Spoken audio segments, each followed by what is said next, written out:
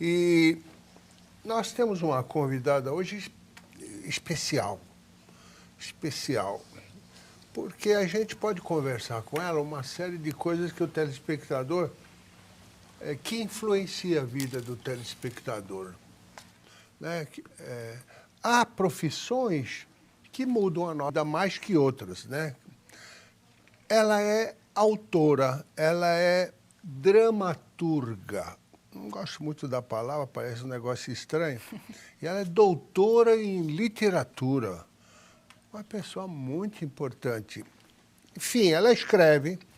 Olha, só eu tenho aqui, ela só de peças de teatro escritas e levadas ao ar por ela, eu tenho aqui que marquei 16 peças adultas, mais 7 ou 8 peças infantis. Ela tem palestra, ela é professora de literatura, professora de dramaturgia, bacharel de comunicação, ela é bacharel de filosofia, mestre de filosofia, olha aí, doutor em teoria literária. Uma figura que honra muito o programa, prazer em conhecê-lo. Boa noite, Cláudia Vasconcelos. Boa noite. Tudo bem, Cláudia? Tudo certo. Você tem uma ficha maravilhosa. Sua ficha, 17 peças. Escrever é difícil, não é? Escrever é difícil e não é. Eu acho que o autor é uma pessoa que tem uma vocação, né? Alguma coisa que pode se manifestar muito cedo. Então, é difícil porque tudo tem a sua dificuldade para você alcançar o nível que você quer alcançar. Mas, por outro lado, quando você está fazendo aquilo para que você veio, né, facilita muito. Né? É difícil, mas é obrigatório, né? É para quem é eu acho que vocacionado. Sim, eu acho que o artista é vocacionado assim como um médico, né? Não é possível ser um médico sem ser vocacionado, assim como um padre, né? Você não tem a liberdade de fazer outra coisa. E dessas peças todas que você fez, né, olha, tem aqui, são 16 peças, desde 1998, não é isso? Até antes, eu comecei com o teatro infantil. Começou com o infantil. 94, 95, por aí. E daí também comecei a escrever para adulto. Então, gosto muito de escrever para criança. E você recebeu uma série de prêmios aqui, não dá nem tempo da gente contar. E vamos já falar da sua peça, que está agora em cartaz, que se chama As Cegas. Mostra aqui. Maradona, mostra aqui.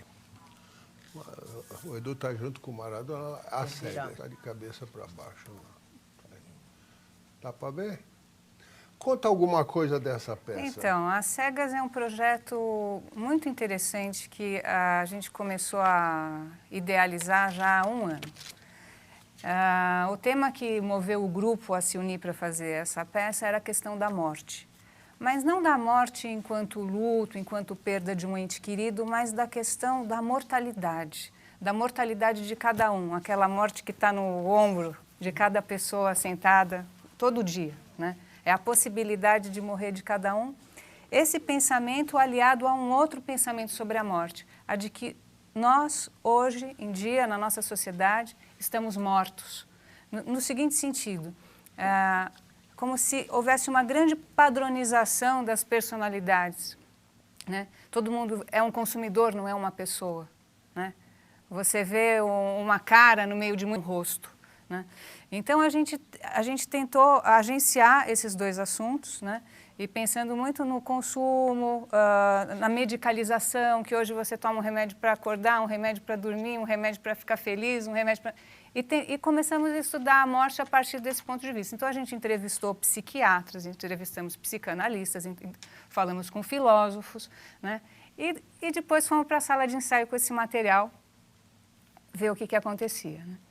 Então, foi um trabalho bonito de pesquisa, de conhecer gente, de estar lidando com assuntos que é do mundo, mas é de cada um. porque esse tipo de tema está na vida de cada um de nós, dos atores que estavam fazendo a peça, da nossa equipe artística. Então, foi muito bacana. São 3 atores? São 3 atores. São 2 atrizes, a Neca Zarvos, a Vera Bonilha. Neca Zarvos. Vera Bonilha. Vera Bonilha. E um performer, que é o Gil Grossi. Gil Grossi. Ah. O que ele é? O Gil Grossi é um fotógrafo muito conhecido aqui em São Paulo na área de dança. E ele também é performer, ele dança. Ah, dança. Dança. É um cara que ele tem quase 60 anos, um senhor respeitável, mas quando está no palco é um menino, assim. É uma graça. Mas a peça, então, é alegre, quer dizer, A peça, é curiosamente humorística. A peça tem humor. Ou ela é tragicômica? Não chega a ser tragicômica, porque no final não tem uma tragédia, não tem uma morte, tem simplesmente a ideia da morte como aquele presta atenção. A gente vai morrer, a gente não pode ficar vivendo a vida que um outro quer que nós vivamos, né? A gente tem que viver a nossa vida, temos que desenvolver a nossa singularidade. Então, a peça ela vai com muito humor, levando os personagens para essa revelação, digamos assim. E em cena está uma psiquiatra, que a gente fez bem caricata, ela é uma psiquiatra que faz jogging, que gosta de comprar. Uma cega, está fora dessa cegueira contemporânea, né, que tem a sua bengalinha, que também tem a sua rotina. E a morte. E a morte é o Gil, esse ator. Esse performer que tem um cabelo comprido, branco, dançarino. Então, e no processo todo de composição do espetáculo, eu revi o Jacques Tati, um DVD, o meu tio. E daí eu falei, gente, mas isso tem tudo a ver com a linguagem que a gente poderia usar para contar essa história que a gente quer contar. Porque o Jacques Tati é um clown, um gênio, né?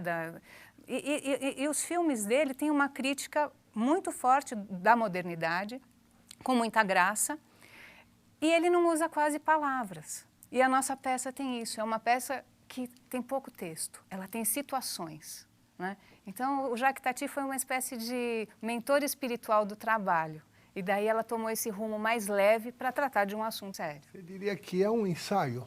É um ensaio. É uma técnica, uma experiência teatral. Sim, sim. Um teatro de vanguarda. Não seria, não acho que seria tão de vanguarda, assim, não é tão, porque não tem uma linguagem difícil das pessoas entenderem, né? É fácil entender o que está acontecendo em cena, mas é um experimento, é uma tentativa de fazer uma coisa diferente. Muito bem. Está no Viga Espaço Cênico. Sim. Onde é Viga Espaço Cênico? É na rua Capote Valente, quase esquina com a Avenida Heitor Penteado. Certo. Sumaré, Pinheiros, perto do metrô Sumaré. Né? E você sabe o preço do ingresso? Eu acho que a inteira é 30, a meia é 15. Meia e 15, ótimo. Tá muito bom, o preço tá bom. Muito bem, nós já falamos. Ô, Cláudia, medo é assim, uma característica humana, né? Do que você tem medo? Então, eu tenho medo de andar de avião. O que mais? Também não gosto muito de exames médicos. Então, eu falo que quando eu estou no avião, eu falo assim, ai, que bom que eu não estou fazendo um exame médico, para eu me consolar. E quando eu estou no exame médico, eu falo, ai, que bom que eu não estou no avião, para manter o equilíbrio. Mas é boa essa teoria. Cláudia, tem gente que desmonta quando fica sem dinheiro. A gente sabe que a profissão do artista, do escritor, do dramaturgo, não é uma profissão estável, né? Financeiramente estável. Você, como é que fica quando você está sem dinheiro? Então, isso que você falou tem a ver, a profissão é instável, né? Normalmente, no teatro, as pessoas acabam fazendo várias coisas. Então, você é dramaturgo, mas dá aula. Então, sempre tem alguma coisa para compensar. Mas, nesses altos e baixos que a gente tem, eu sempre pude contar com a família. Então, é um apoio, né? Então, eu tenho essa segurança. Nem todo mundo tem, então... Mas tem gente que lida bem com essa insegurança. E tem gente que desmonta, sem dinheiro, fica desesperado. Nunca cheguei a me desesperar. Não, você tem que ter confiança que as coisas vão acontecendo, né? Eu não sei, a gente tem que ter confiança. Obrigado. Cláudia, se você pudesse, o que você mudaria no seu passado? no passado,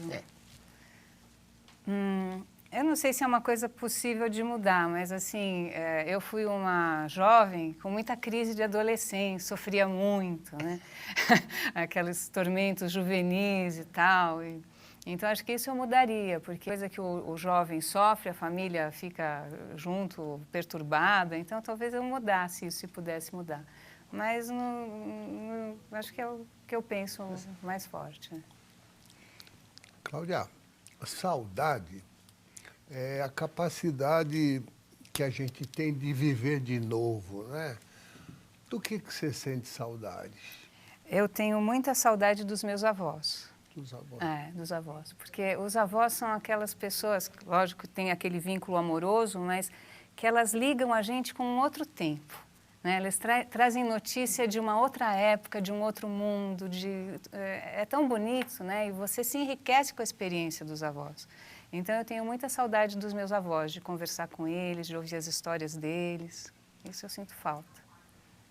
Cláudia, a infância nos traz boas e más recordações. Cite uma não boa.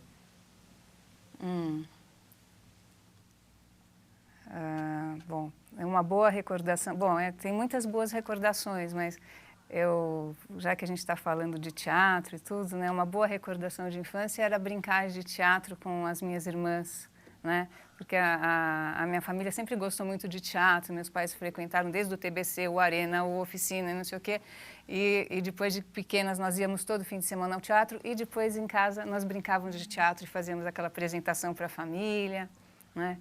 Então era uma boa recordação da infância. Uma má recordação da infância, talvez quando eu perdi o meu avô, o primeiro avô que partiu. É má no sentido de que isso foi muito sofrido. Me assustou muito. Cláudia, nojo é uma palavra muito forte, né? Do que você tem nojo? Da hipocrisia. Obrigado. Cláudia, o que você faz quando você está de folga? No que você se diverte?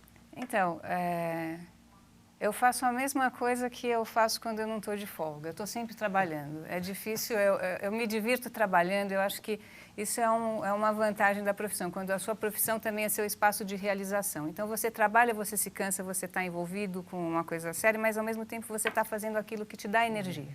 Né? Então, no fim de semana eu estou trabalhando, de noite eu estou trabalhando, porque eu estou sempre pensando o que eu tenho que fazer, eu estou escrevendo uma coisa, estou desenvolvendo um projeto. Então, é um pouco isso. E é interessante que tem um livrinho infantil que chama Selma, a história de uma ovelhinha, de uma autora alemã que chama Jutta Bauer. E essa ovelhinha, ela conta no livro, conta dela. De manhã eu acordo, eu como grama, depois eu vou brincar com os outros carneirinhos, depois eu como mais grama, depois eu vou conversar com a senhora fulana. E daí vem alguém e fala, e se você tivesse mais tempo? Daí ela pensa, bom, de manhã eu acordaria, comeria bastante grama, depois eu brincaria bastante com os carneirinhos, depois eu comeria mais grama, depois eu conversaria bastante com a senhora fulana. E daí vem um outro repórter e pergunta, e se você ganhasse na loto? Daí ela fala, na loto? Nossa, eu comeria muita grama, eu brincaria muito com os carneirinhos, eu comeria mais grama e conversaria muito com a senhora fulana. Então eu acho que, né, que às vezes você está exatamente fazendo aquilo que você curte, né? Então, o trabalho ou o lazer está tudo junto. Muito bom. As perguntas estão boas, estão bem intelectuais, né? Então, eu vou fazer uma mais intelectual ainda. Se você fosse obrigada, você sairia no carnaval fantasiado? Olha, outro dia eu falei lá para os meus atores uma coisa que eles riram de mim, porque eu falei que sempre assim as amigas tinham vontade de sair no carnaval, fantasiar no carro alegórico. Desde pequeno, meu sonho era sair de baiana. Porque eu achava lindo. As baianas lá atrás, elas tinham um respeito, né? E elas rodavam, faziam aquela mandala girante, assim, eu achava aquilo lindo. Então, no carnaval, acho que eu sairia de baiana. Esperar mais uns 5 anos e eu acho que posso me candidatar. Olha, esse programa é incrível. Eu podia imaginar qualquer coisa, mas que você fosse responder que gostaria de fantasiar-se de baiana, nunca, nunca. Ô, Cláudia, dizem que o fracasso nos ensina algo necessário. Você já teve algum fracasso? Tem uma boa pergunta.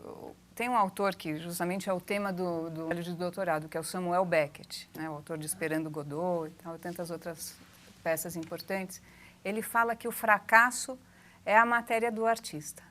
O artista, ele lida com fracasso, porque a gente sempre vai almejar alguma coisa muito alta e a gente nunca vai alcançar aquele patamar.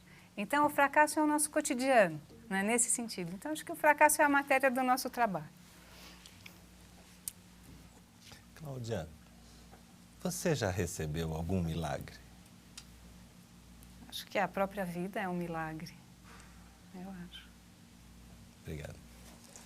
Cláudia, como você é quando fica doente? Bom, normalmente eu sou uma pessoa um pouco hipocondríaca. Então eu sempre tenho estou sempre preocupada com alguma coisa. Mas quando eu fico doente, muito bem comportada. Eu sou aquela pessoa que obedece tudo que manda você fazer. Tem que tomar o remédio na hora tal, tem que descansar, tem não sei o quê, porque é aquela coisa de, né, eu quero ficar boa logo. Então eu fico uma doente obediente, porque tem gente que é revoltado, né? Não, eu sou bem obediente.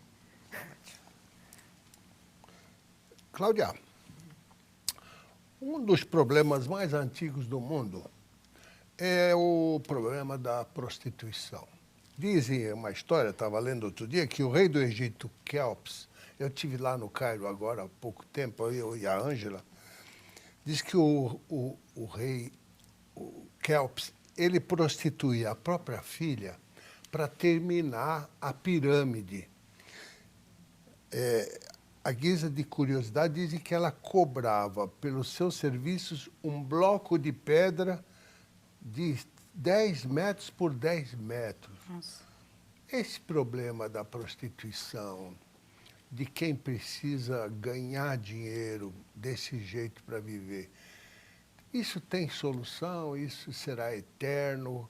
Você, como uma mulher, como é que vê a prostituição?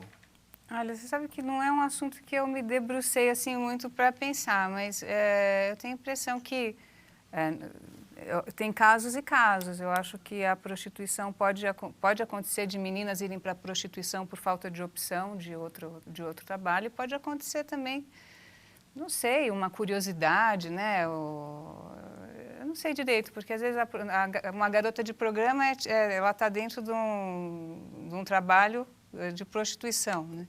Mas às vezes eu não sei se é uma coisa que fere ela ou se ela também curte isso. Eu realmente não tenho uma opinião muito... Não saberia o que falar por não conhecer muito bem o assunto. O Cláudio, escolha um personagem de cinema ou teatro que você gostaria de fazer e que ainda não teve a oportunidade. Um personagem de cinema? Ou teatro. Uma personagem de cinema que eu acho maravilhosa é a Cabiria, do Fellini, que a Julieta Masina fez, né, tão lindamente, né? Eu adaptei há uns anos atrás o filme Estrada, do Fellini, para o teatro, né? Mas não fui eu que fiz, né? A gente tinha os atores e tudo, eu só fiz a adaptação. Mas a Cabiria é uma personagem que, se eu fosse ser atriz, eu gostaria de poder fazer essa personagem.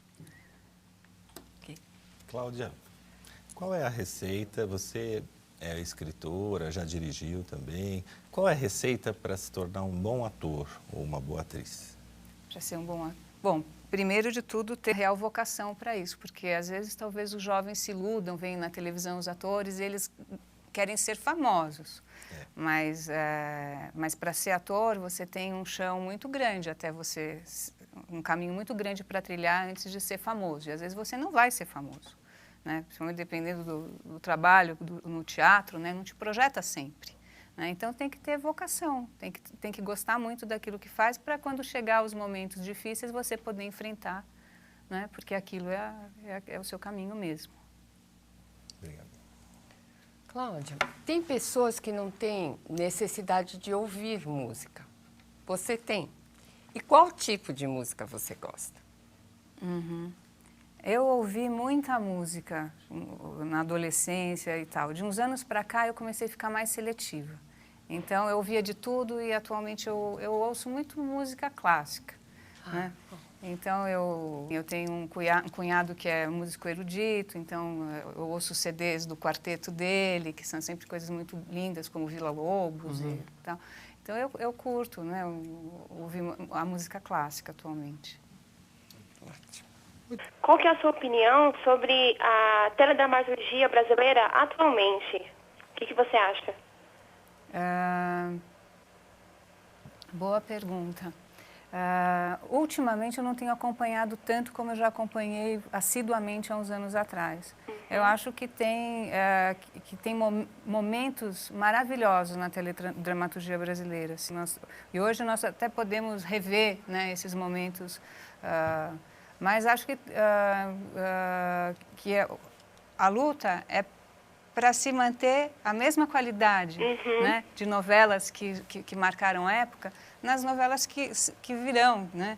Então, isso que é, porque às vezes pode acontecer, e eu acho que é um problema que acontece, de ter muita repetição, de ter muita falta de novidade, né? Sim, as mesmas histórias parecerem que são, você mudou um personagem aqui e ali. As histórias ficam muito parecidas, né? Só mudam os nomes e o cenário, né? Então, eu acho que a gente tem escritores e dramaturgos e teledramaturgos maravilhosos, inteligentíssimos e que podem fazer isso, sempre manter o nível incrível que a gente conhece que pode chegar. Legal, bacana. Só uma curiosidade, você também acha legal essa questão da retomada, fazerem, igual teve a Tititi, tá tendo o Astro agora, essa retomada das novelas antigas com versão atual? Então, o que eu me pergunto é se essas novelas são retomadas porque elas estão trazendo alguma coisa nova para o momento atual, ou se essas novelas estão sendo retomadas por terem sido um sucesso antigo e no momento atual as pessoas têm medo de investir no novo. Entendi. Então é uma dúvida, eu não sei. Né? Então a gente tem que ver como que funciona isso. Mas é uma pergunta que a gente pode se fazer. Entendi. E, Maiara, vou oferecer para você, a gente está em cartaz com uma peça de teatro às cegas, para você e um acompanhante, 2 ingressos, você pode nos ver às quartas e quintas lá no Teatro Viga. Nossa, fico muito agradecida, vou ficar muito feliz. Então eu te espero lá. Pode deixar, muito obrigada. A nossa produção vai providenciar, mandar as entradas para você, tá bom? Muito obrigada, Brancato. Obrigado Cláudia, você agradeço. pela participação no programa, muito gentil. E boa sorte na sua carreira. Muito obrigada. Boa sorte. Tchau. Boa noite. Boa noite. Tá aí, Maiara. Olha, pergunta, ela quer saber de novela. Você tem alguma novela que você acha que você achou boa? Não sei. O que é uma boa novela? O Bem Amado foi uma boa novela. Claro. Nossa, Gabriela foi uma boa novela. Roque Santeiro foi uma boa Santeiro. novela. Então, essas novelas, elas, né, deixaram saudade. E agora tá tudo igual, né? Então, eu não tenho conseguido me entusiasmar muito, assim. Eu não tenho muito tempo de acompanhar, mas também não tem nada que me prende tanto, assim. Às vezes um amigo ou outro que está encenando e tal, então, pela atuação de alguns atores, a novela ainda vale a pena. Às vezes a dramaturgia se perde um pouco, né? Não sei, eu acho que talvez uma novela ela tenha que dar conta de outros fatores que não só aquele enredo pelo teledramaturgo, né? O ibope de não sei que personagem, não sei o que, no final a história vai andando por caminhos inesperados, né? Nem sempre o caminho que talvez fosse mais artístico, digamos assim. Mas, enfim, né? A gente tem exemplos ótimos, né? Muito bem. Vamos àquela perguntinha que eu já havia deixado antes do intervalo. Eu queria saber, vamos falar de amor. O amor é único, é um sentimento, é controverso, né? Eu quero saber, alguém pode amar 2, 3 pessoas com a mesma intensidade e ao mesmo tempo? Não, acho que o amor, ele brota, né? A gente tem uma fonte, se a gente sabe né, como abrir, a gente tem coração, tem um amor, ele brota, a gente pode amar muitas pessoas, né? Agora, talvez o que não dê para fazer é ter paixão por muitas pessoas ou por muitas ao mesmo tempo. Agora, nós somos Eu acho que a definição do humano talvez pudesse ser pensada como aquele que ama, né? Aquele que tem amor para compartilhar, Então, a gente pode amar muitas pessoas, mas no sentido da paixão, né, talvez a gente não consiga se apaixonar por muita gente ao mesmo tempo. É um por vez. É um por vez. Cláudia, diga três coisas que fazem você chorar.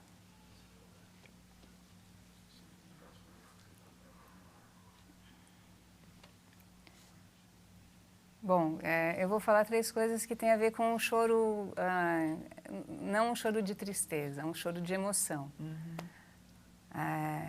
Um bebê recém-nascido, quando você vê aquele serzinho, aquela mãozinha, aquele pezinho, quando ele abre o olhinho, é uma coisa que emociona e às vezes tira lá os olhos, né?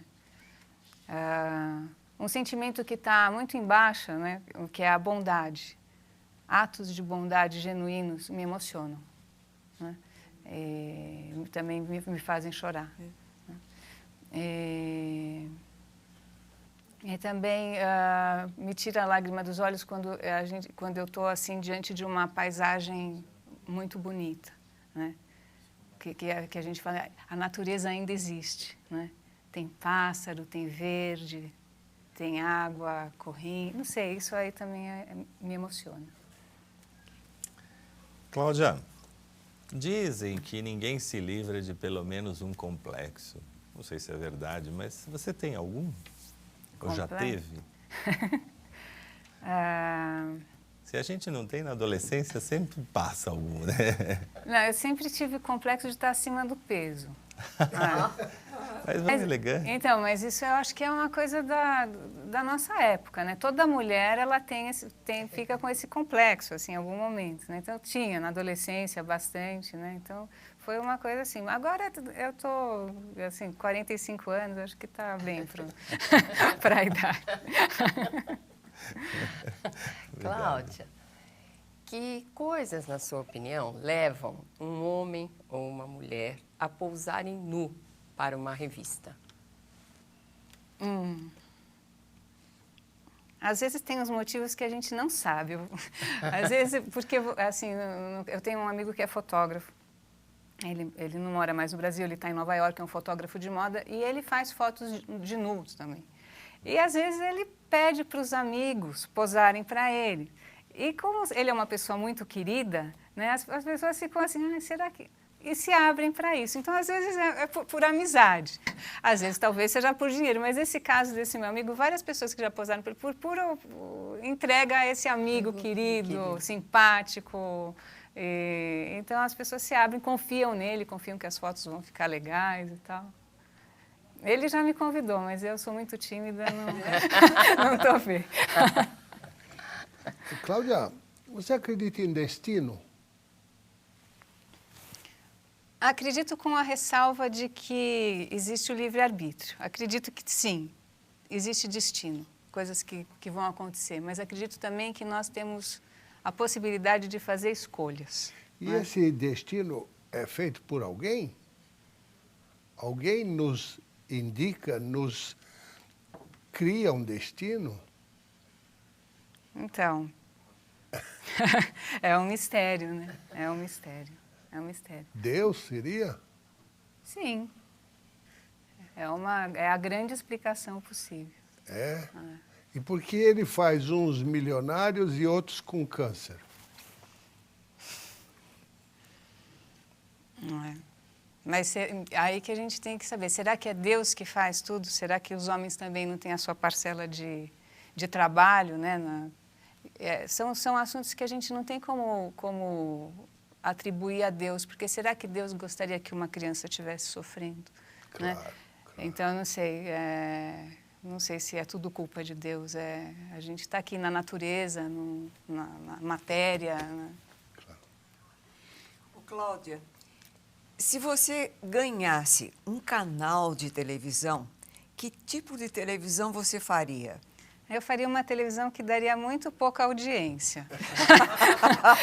Porque eu adoraria ter debates filosóficos, se tivesse um programa tipo essa Casa dos Artistas ou esse BBB, né, seria assim com filósofos, né, que levavam seus livros, você ia filmar só eles, gravar eles lendo, né, à noite tomando vinho, tendo um pequeno debate sobre algum assunto, ia ser uma coisa mais ou menos desse tipo.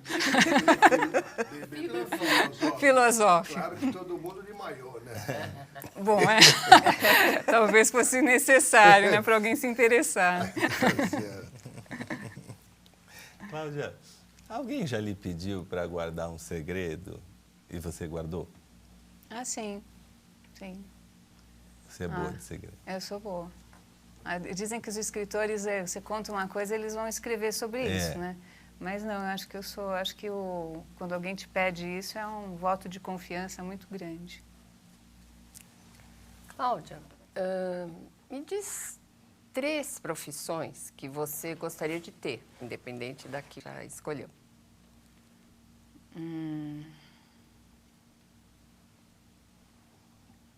É difícil falar, porque eu acho que nesse momento eu estou contente assim, com o que eu estou fazendo. Essa peça de teatro que a gente está falando hoje, As Cegas, por exemplo, a minha primeira direção. Eu não sou diretora, eu fiz uma direção, mas talvez começar a trabalhar como diretora, estudar um pouco mais, me equipar melhor, seria alguma coisa que eu tenho vontade de fazer. Mas muitas outras coisas eu acho que eu não vejo, não vislumbro, assim, eu queria ter sido médico, eu queria ter sido... Não, eu acho que eu estou fazendo o que eu sempre quis fazer desde criança. Cláudia, qual a personagem da história que você gostaria de ter sido? Da história mundial? É. Nossa. Vou falar uma filósofa que eu admiro muito, que é a Hannah Arendt. É uma filósofa que eu admiro. Foi uma personagem importante, né? O que ela fazia? Ela foi uma filósofa que escreveu muito sobre filosofia política. Ela saiu fugida da Alemanha na época da guerra, como judia, e ficou em Nova York. E lá desenvolveu o seu pensamento, a sua cátedra e tal. É uma filósofa que tem um pensamento que eu admiro muito, uma personagem que eu acho importante, foi uma personagem importante do século XX. Muito bem, estamos chegando ao final do programa. E esse programa, como você sabe, termina sempre com 3 perguntas obrigatórias para todos os nossos convidados. A primeira dela, que faltou perguntar nesse programa que você gostaria de comentar? Eu gostei das perguntas, eu acho que a gente conseguiu abordar também bem o tema da peça que eu queria falar, acho que estou satisfeita com o programa. Tá bom. E quantas vezes você mentiu no programa? Nenhuma. Nem faltou a verdade? Não. Nem falou meia mentira? E alguma pergunta ofendeu você, por acaso? Não, de jeito nenhum. Então, chegamos ao final do prazer em conhecê-lo de hoje. E a nossa proposta foi cumprida. Nossa convidada foi a dramaturga, doutora de literatura, Cláudia Vasconcelos. Entre outras coisas, você ficou sabendo, por exemplo, que ela tem medo de avião e de exame médico. Você imaginou fazer o exame médico num avião? Ela morre. Ficou sabendo que ela acha que a vida é um grande milagre, né? Nós também achamos. Perguntado se ela gostaria de se fantasiar de alguma coisa, surpreendentemente, a doutora de literatura e dramaturga disse que sempre sonhou em se fantasiar de baiana, daquelas bem rodadas. Muito bem. Ficou sabendo, por exemplo, o Neto perguntou se ela teria algum complexo. Eu imaginei que fosse falar de inferioridade, de superioridade, né, que é o que todo mundo fala. Ela disse que tem, sim, complexo de peso alto. Senhores, eu informo, estou vendo aqui, o nosso diretor de TV pode mostrar, ela realmente está muito gorda, ela deve estar em torno de 27 quilos. Ficou sabendo também que ela gosta do BBB. Ela falou aqui que gosta muito do BBB, não o programa. Aquele programa ela odeia. Ela falou que gosta do BBB, são as 3 coisas com B que ela gosta. Ela gosta de beber, né? E nós também. Ela gosta de atos de bondade, é o segundo B. E o terceiro ela acha lindo e gosta de uma bela paisagem.